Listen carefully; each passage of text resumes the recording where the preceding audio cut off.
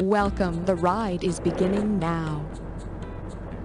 How many people will be...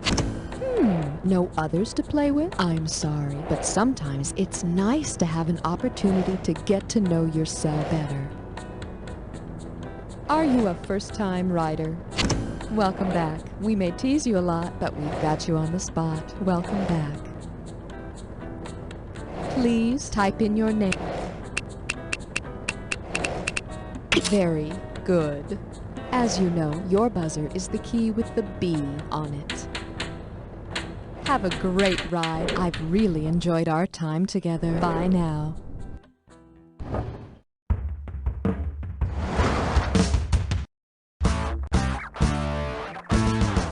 It's time for the show where high culture and pop culture collide. This episode of You Don't Know Jack the Ride is sponsored by Clubburbia, suburban community living with only the people you like. And now, here he is, the most dangerous man in trivia, Schmitty.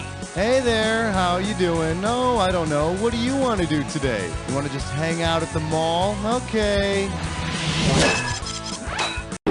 So, we don't need no Mall of America amusement park. We got a ride right here. Hang on tight. Well, that's hardly worth my time. Let's try this category. But suburbia is our cultural wasteland. Okay, say you're a mother in the suburbs with 3 screaming kids and no help from your husband. Isn't that always the way? Well, bottle up your anger and imagine this. You send your kids out to play in the cul-de-sac. If you translate the phrase directly into English, what should you say? Go for it. Yep, they went to play in the long nostril, and it blew. For the curious, here's the right answer. Sack means bag and cull means bottom, or in slang, ass. But if you're skateboarding, be careful you don't wipe out in the ass of the bag.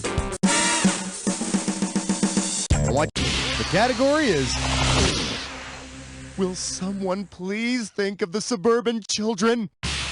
Okay, the census tells us that households in the suburbs have 2 parents, a house, 2 cars, a dog, and 2.5 kids, right? Well, if everyone in town has just half a kid in their family, who is probably in charge? King David, King Solomon, King Arthur, or King Midas? It's yours if you want it. King Solomon is the wise biblical king who's famous for settling a custody battle by suggesting a baby be cut in half so 2 different women could share it. It's a great story. Look it up. It's not a real popular custody ruling in the suburbs because, you know, it's tough to get half a kid into a good preschool these days. All right, Buzz, coming at you. Honey, I Shrunk the Yuppies. Okay, so first there were young urban professionals we called yuppies, right? Then there were buppies, and now we got dinks. Well, if you buy shrinky dinks, what demographic will you be coloring and then shrinking in the oven? Working unwed mothers, unemployed couples with kids, teenagers with driver's licenses, or working couples without kids? Come on, take it!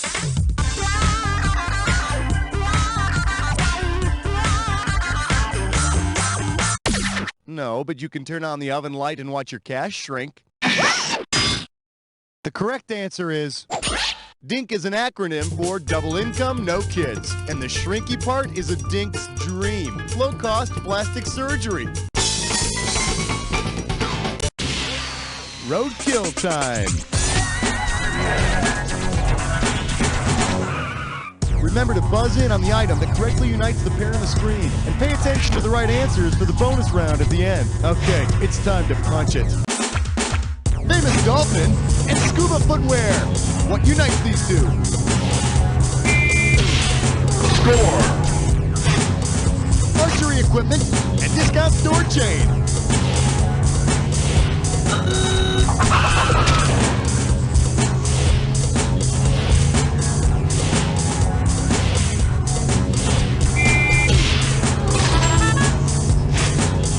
Full speed equals full blank and jousting tournament.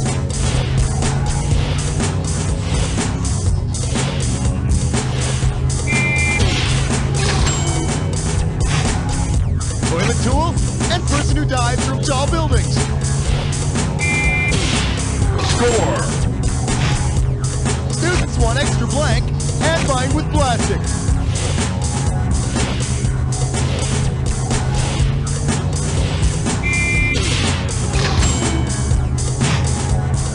Years, stands get laid.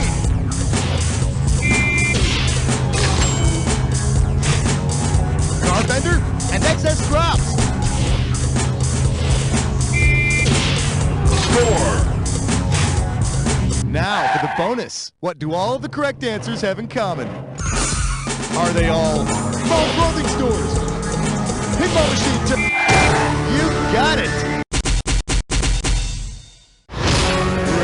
Tell me something. Have you heard the term video game? Let go of the 70s. Check out your score there. Make sure everything's in order. And we're moving on. That'll work. Try this category.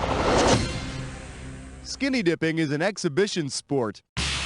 You know, most people think pool hopping is just jumping in and out of some stranger's pool and running off to the next one. But I'm telling you, it takes skill and training, like any sport. Suppose pool hopping were part of the modern pentathlon. Which of the following would Olympic athletes not do between dips in the pool? Mount a horse, fence, ride a bike. Go on, do it!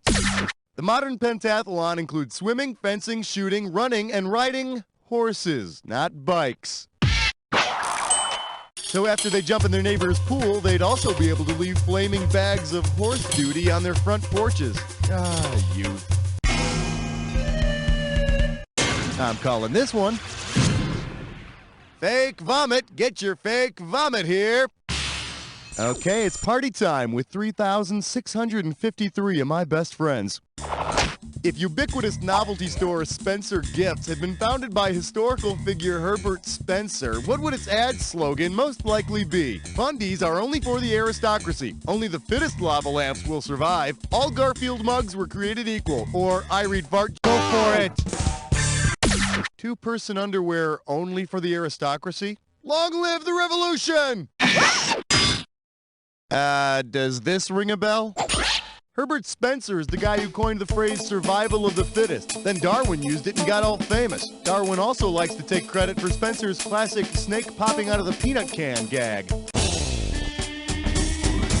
Here's a little something I call look for the gold blazers and cloven hooves.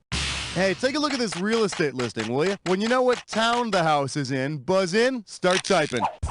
For sale, 3-story house on Long Island. At first, you won't believe your eyes. Great for those who enjoy oozing walls, restless flies, and slamming doors. Ghostly pigs? Okay. Now, where's the house?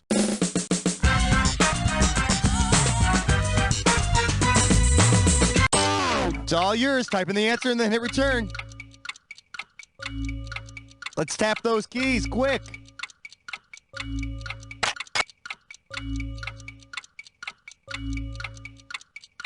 Two words, return key.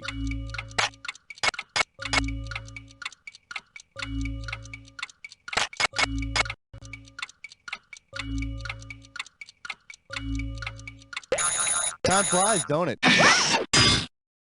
Remember the summer you read the Amityville Horror? That Long Island dream house with the bleeding walls, swarms of flies, and the little phantom pig running around? It's in Amityville, and as long as you can swing an axe, it's the perfect fixer-upper. This one's called Et tu, Fruité? Okay, you know that store in the mall, Orange Julius? And you can get like an orange Julius or a strawberry Julius or a banana, you know, whatever freaking Julius you want. If Orange Julius added even more fruits to its menu, which of these drinks could it not offer? Acorn Julius, Onion Julius, Tomato Julius, or Pea Julius? It's yours if you want it. Peas are actually fruits. Very watery, yellow-green fruits. What do you say we check out the right answer? An onion isn't a fruit, so an Onion Julius would be out of the question. An Onion Julius. No way! Wild scallions couldn't make me drink one of those. Gee, don't spend it all in one place. Here's your category. You just got geekier. Hey, do you remember sitting in the orthodontist chair when you were a kid? All those elastic bands and headgear and the cruel mockery of your peers? Or maybe that was just me. Anyway, if you'd been forced to wear mathematical braces, what would be in your mouth? These? Go on, do it! These mathematical symbols are called braces. And trust me, they look really gross when they get corn stuck in them. Fine choice. You want some trouble, my friend? You got it. Let's get into a Dis or Dat. Here's the category for your Dis or Dat. This is your brain on Suburbia. Now, I'm going to list off 7 brand names, and for each one, I'd like you to tell me if it's a type of minivan or a brand of drug. Cash in for each one you get right, and you lose some cash for each one you get wrong or don't get to. Now, you only have 30 seconds to answer all 7 points. And we're off. Astro, van or drug? Axel. Zoloft. Silhouette. Effexor. Revia. Ativan. Wow, 4 right. You barely came out ahead on that one.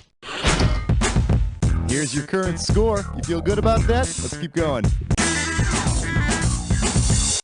That's a tall bank. All right. This category is roughhousing at the Target.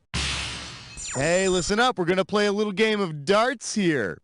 Well, not really. Just, okay, to keep score, let's say that the bullseye is worth 10 points. The ring around that is worth 9, and moving outwards, each ring is worth 1 less than the one inside it. You got it? How many points would you get for hitting the outermost ring in a Target store logo? 7, 8, 9, or 10? Come on, take it. Nothing to see here, people. Should have picked this one. The Target logo has a bullseye and 2 rings. If the score goes down a point for each ring, you got 8 points. I'm not even going to ask you to play mailbox baseball. Very nice, respectable. This one's called... You say acid wash, I say frosted denim. Okay, you remember how acid wash jeans used to be all the rage? All right then. Suppose Bugle Boy introduces a new line of nitric acid wash jeans. What will be the best way to advertise them? Make your friends green with envy. Blows the pants off the competition. Become immune to bad fashion. Or wear them for a great trip. It's yours if you want it.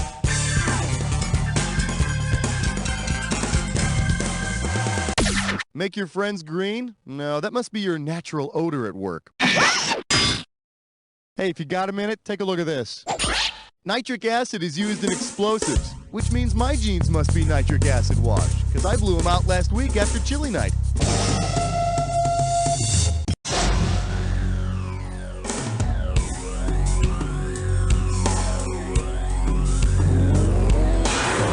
Some clues are a brush off, and, well, some clues are like this one. We're going to the mall. Where's my comb? It's right in the back pocket of those tight jeans, honey. I can see the individual freaking teeth on it, okay?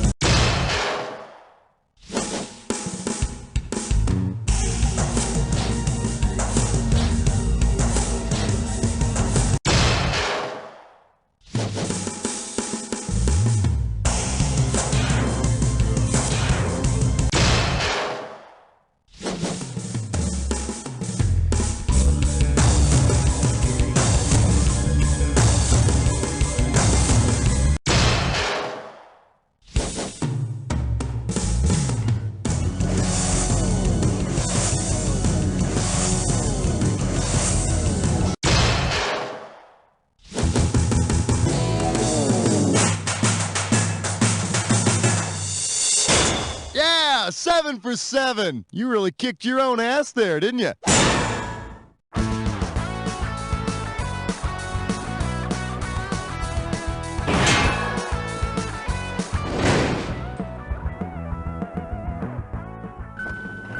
Hey, what's the matter, Jimbo? I couldn't afford to keep my cell phone. Now driving without being on the phone feels weird. Have to pay attention to the road, huh? Yeah. Try this. What's in the bag? It's a cell phone substitute. Put it on. I can't see anything with these blinders on. No. I see. It also comes with a 5-year-old child. How come horses don't have toes? Why do we pee? Who's that? Where are we going? Me. Wow, it feels just like using my cell Oh, phone. not yet. Did you have a hands-free phone? No. Oh, then we have the head-to-shoulder strap. How Wow. come your head is sideways? With my head fixed to my shoulder, an incessant noise in my ear, and my eyes distracted from the reality around me, I feel just like I'm using my car phone, but I'm not racking up any airtime.